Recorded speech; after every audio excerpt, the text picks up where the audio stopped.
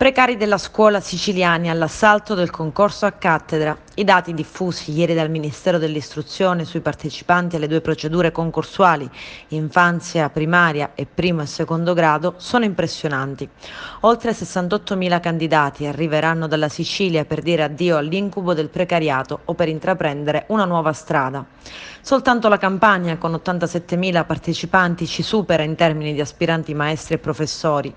Per la prima delle due selezioni siciliane hanno battuto ogni record, oltre 9.000 istanze presentate, più di tutti. Ma un candidato alla cattedra su 3 nato nell'isola ha presentato domanda in un'altra regione, perché le istanze inoltrate per le cattedre disponibili in Sicilia sono meno di 47.000.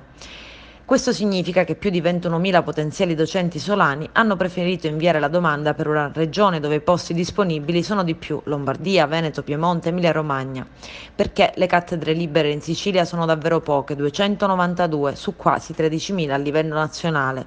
Per la scuola primaria e dell'infanzia, pochi di più, in proporzione per la scuola secondaria, ma i numeri nascondono mille storie di speranza e di vita già vissuta.